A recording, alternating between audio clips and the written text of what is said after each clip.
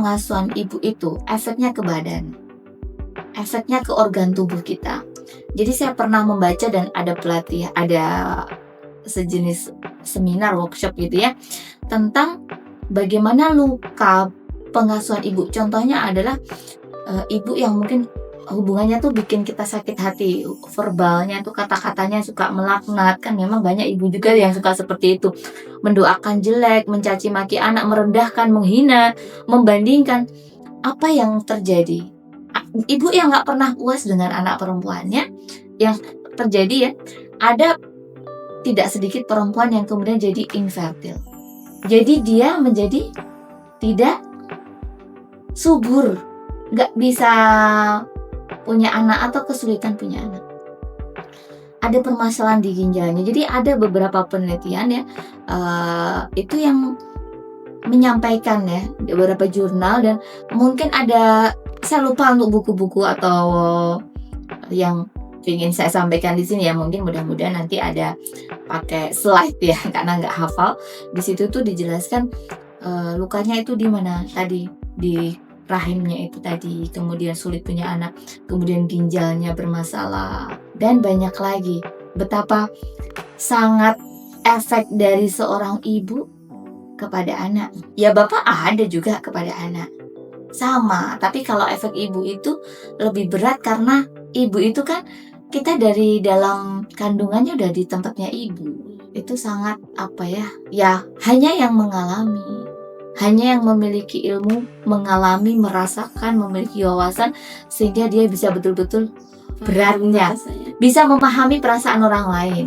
Ya kalau orang cuma punya teori, maaf ya, entah dia psikolog, entah dia dokter, kalau dia hanya teori, tidak pernah mengalami, dia fine dengan ibunya, dia fine dengan bapaknya, gak ngerti, maka dia akan menjadi orang yang gampang menyalahkan satu pihak.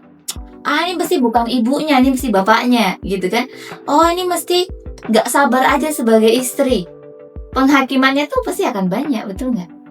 Nah, ini orang yang sudah bebas itu kayak dia bentrokan dengan bahasanya kadang agama. Ya, padahal agama sih enggak, hanya pandangan manusia tentang agama harus sabar, harus khidmah, harus memaafkan. Wah, itu betapa beratnya ya orang lepas dari hubungan yang toksik itu.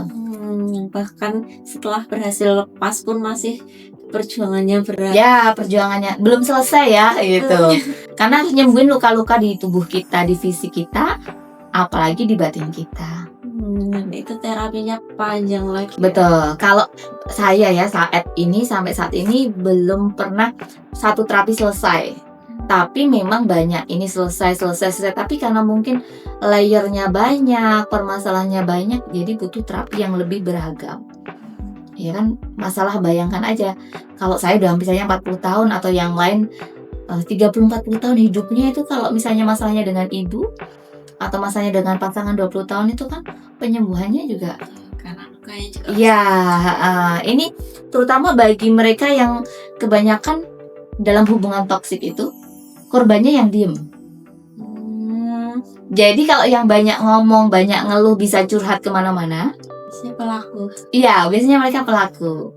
Jadi dia bisa mengkomando orang untuk menjelekkan, untuk menjatuhkan. Para korban ini baru bisa ngomong setelah dia membaik. Pun dia akan ngomong lebih ya tidak, karena sudah biasa tertekan dan takut ya. Ngomongnya tuh ya secara umum ya. Kalau yang mereka kan curhatnya biasanya yang toksik ini kebanyakan ya. Kalau laki-laki toksik dia akan jelekin istrinya ke temannya. Jadi mungkin se-Indonesia Raya tahu. Begitu juga ya perempuan yang toksik juga kan gituin suaminya, biar se-Indonesia Raya tahu. Ibu juga demikian, akan membuat berita ya kemana-mana gitu. Lebih mudah, mereka akan lebih mudah menjelekkan, hubungin sana. Lebih langsung menjatuhkan secara detail, nanti apa gitu. Bukan kalau mencari solusi kan beda. Ini kondisinya begini tuh bagaimana? Khas, tetapi yang bisa memahami adalah memang orang-orang yang maksudnya membuka hati untuk mendengar ya, atau psikolog yang ahli atau adil. Dia berpengalaman dan juga adil, kan ada psikolog yang memihak ya. Psikolog atau mungkin orang-orang yang ya, kalau namanya manusia, perempuan sama perempuan kadang gampang memihak, laki-laki sama yang dia cocokin kan memihak, sehingga dia tidak bisa untuk bersikap tepat di tengah begitu. Berat ya? Iya. Iya. Serumit ini. Ya, serumit itu. Kalau di Indonesia memang saya melihat untuk bisa bahasanya, seorang itu sembuh itu kayak butuh tempat orang yang memang benar-benar bisa menyadarkan, ya, bisa membalut luka hati tanpa mengajarkan keburukan. Ada beberapa komunitas yang saya pahami, saya lihat ketika wanita punya masalah misalnya dengan pasangan, mereka justru membuat agar bagaimana dia balas dendam, dia melampiaskan, bagaimana dia justru bukannya membuat jadi sembuh ya. Indonesia tuh seperti itu, ada lembaga-lembaga yang nggak perlu kita bahas, lembaga sosial itu bukannya menenangkannya dalam arti menerima, mendengarkan, memberi solusi yang baik, tapi bagaimana untuk menyerang. Itu ada yang seperti itu. Saya pernah beberapa kali saya menasihatkan ya kepada seorang perempuan ketika dia punya hubungan toksik dengan mantan suaminya. Tahun berapa ya, sudah agak lama ya, mungkin udah hampir 5 tahun ya. Tapi dia ini malah ketemu orang-orang ya, kamu di-up aja di sosial media. Padahal dia sudah membalas ke suaminya sudah dipecat gitu ya. Versi dia yang jelekin mertuanya, yang jelekin iparnya, semuanya dia jelekin. Nah itu kan bukannya sembuh dia, iya malah tambah parah. Jadi ketika ada hubungan toksik itu, cara menyembuhkannya memang dengan orang-orang yang benar, psikolognya yang benar gitu ya. Kemudian orang lingkungannya itu mengajar sesuai agama Islamnya, tetap jalan, ya kan, syariatnya jalan. Nanti insya Allah semuanya kalau jalan lebih bagus. Ketemu tadi psikolognya baik, ya kan? Tidak, dia menerima semua rasa, kita menerima, mengerti, kemudian memberikan jalan yang baik. Gitu, bukan malah mengajarkan atau menyuruh untuk yang membuat dia itu kan menjadi semakin meradang. Karena balas dendam itu memang akan membuat jadi meradangnya makin gak karuan. Dan itu nggak puas ya biasanya kalau balas dendam akan terus-terusan. Ya, kalau balas dendam akan terus-terusan. Jadi kalau harusnya kan yang saya pelajari, misalnya untuk di dunia meditasi, kita tuh lebih melepaskan, mendoakan cinta kasih, semoga dia hidup berbahagia dan menjadi orang baik gitu.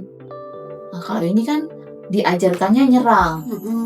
Ya kan ada banyak kasus seperti itu ya di sosial media, istri nyerang mantan suami dan seperti itu. Sampai terus buat fitnah-fitnah, terus digulir gitu gelombangnya. Ini karena lingkungannya dia ada lingkungan yang tidak baik. Gitu. Kadang berkedok agama, berkedok psikolog. Maka memang teman-teman yang sudah terlanjur dalam hubungan toksik, coba tenangkan diri kembali. Maksudnya saya bukan untuk tenang, aku harus tenang, bukan. Kita lebih ke diem, hening, kembali ke diri sendiri. Kita akan menemukan jawaban-jawaban dari Allah gitu ya, dengan hening itu. Tapi kalau kita tadi banyak kesana terus gitu ya, tidak selesai. Nah, kurang lebih seperti itulah gambarannya. Ternyata untuk lepasnya susah, sembuhnya susah. Terus ketika lepas pun kita juga berpotensi kembali lagi ke hubungan yang toksik. Iya betul. Tapi susahnya ini dalam arti bukan tidak bisa ya. Pada kenyataannya bisa, selama tadi kita menemukan lingkungan yang baik, lingkungan yang bersih. Ya, kalau misalnya punya psikolog, ya psikolog yang bersih. Kan kadang-kala di komunitas ada psikolognya, wah komunitasnya ngikut-ikutan manas-manasin ya, jadi kompor ya. Kan ada orang yang seperti itu. Nah itu saya juga bingung ya, kok ada ya seperti itu. Tapi atau kita sebagai hipnoterapis juga tidak boleh membuat kondisi jadi memanas di kedua belah pihak ya. Sampaikan aja apa adanya, tapi kemudian kita tidak ikut campur. Yang jadi masalah adalah para hipnoterapis, para psikolog ini menjadi turut campur. Jadi sulit kan hubungan kita ini sudah banyak racunnya, malah diracunin sama terapisnya. Semakin gak sembuh. Ya, semoga nanti teman-teman kita semuanya ya yang memang saat ini mengalami hal seperti itu tuh bisa kembali sadar dan kemudian memilih untuk ya mencari pertolongan yang baik gitu. Pasti bisa, insya Allah bisa. Dengan tadi banyakkan lebih tenang, hening. Hening itu salah satu dapat dilakukan misalnya dengan meditasi, kembali ke diri, tenang nanti. Jadi ketika mengambil keputusan itu akan lebih enak gitu. Gitu. Ya, baik dokter, terima kasih banyak atas sharingnya yang banyak sekali, atas ilmunya yang banyak sekali. Karena meskipun kata toksik ini familiar, tapi ternyata pengetahuan kita tuh nggak sedalam itu, nggak tahu kak ternyata hubungan yang toksik itu bisa menciptakan luka yang sebanyak itu. Baru sadar setelah ilmu dari dokter gitu. Iya. Oke. Oh iya dok, selain toksik sama pasangan, sama orang tua, ada nggak sih dok baru pacaran tapi hubungannya itu udah toksik? Iya, ada. Pernah dapat ya. Ini pasiennya justru sebenarnya wanita muslimah yang bagus. Pakaiannya udah syar'i, udah bercadar, tapi dia itu terikat hubungan dengan laki-laki. Sudah sampai jauh, kebablasan lah ya bahasanya. Bahkan dia ditekan juga, diancam, ditekan, dan ini tidak satu dua ya, ada banyak wanita yang seperti ini. Kemudian saya menerima perempuan-perempuan ini karena saya menyadari mereka tuh ingin baik, mereka itu ingin lepas, tapi memang sulit ya lepasnya. Saya bilang tak kasih tempat untuk lepas, untuk ganti handphone dan segala macam. Dia pulang ke kontrakan gitu lagi, berhubungan lagi. Dan kalau dari beberapa kasus pernah ada yang sampai hamil disebelum menggugurkan juga ada. Jadi hubungan seperti ini tidak hanya terjadi pada orang awam ya, pada orang-orang yang sudah ngaji. Saya sampai sekarang masih memikirkan ini kok bisa ya dengan yang seperti itu. Untuk lepas itu sulit yang wanita. Bahkan sampai dipukulin pun dia nggak lepas, karena mungkin telah menyerahkan kehormatannya. Padahal belum suami istri ya? Ya belum, kan tadi pertanyaannya pacaran ya. Dia sudah menyerahkan keperawanannya atau sudah dinikmatin tubuhnya, sehingga untuk lepas itu sulit. Nah kalau sudah seperti ini ya, rata-rata perempuan itu lebih menerima dihinakan ya daripada lepas. Gitu, karena dia merasa aku nanti siapa yang nerima, aku udah terlanjur gitu ya, aku nanti bagaimana, karena udah merasa kehilangan sesuatu yang besar dalam dirinya, seperti itu. Dan memang ada ibaratnya di dalam kepalanya si perempuan ini itu ada sesuatu yang nagih gitu ya. Kalau udah ada sering disakitin tuh dia nagih. Dan biasanya wanita-wanita ini dia adalah, mereka itu ya fatherless. Ya jadi mereka tidak memiliki bapak yang hadir dan menyayangi. Ini rata-rata perempuan seperti ini, dan itu kasihan banget. Bahkan ada yang sampai kemudian setelah pernikahannya berantakan juga. Kenapa? Karena memang dia sudah terprogram juga ya dalam kehidupan dengan orang tuanya. Dia kayak, karena tangkinya kan kosong, dia kan pengen diisi terus tangki cintanya itu, dan gak pernah terisi.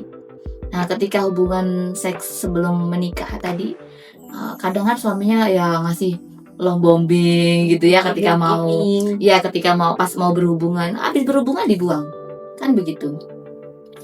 Dan ini tidak hanya ini ya, kalau masalah dengan toksiknya dalam perkara seks ini tidak hanya yang belum menikah, bahkan yang sudah menikah Mbak Pingan. Saya pernah ada seorang istri datang ke klinik gitu ya, minta bantuan kita, dan ini saya bantu bersama karyawan saya. Beliau ini dijadikan pelacur oleh suaminya, dengan bahkan harus melayani 2 laki-laki dalam satu ranjang. Itu dilihat suaminya. Begitu, kadang sering dipukulin juga, padahal juga nggak ada nafkah kecuali dalam pelacuran itu. Ketika dia minta tolong kepada saya, ya akhirnya balik lagi ke suaminya.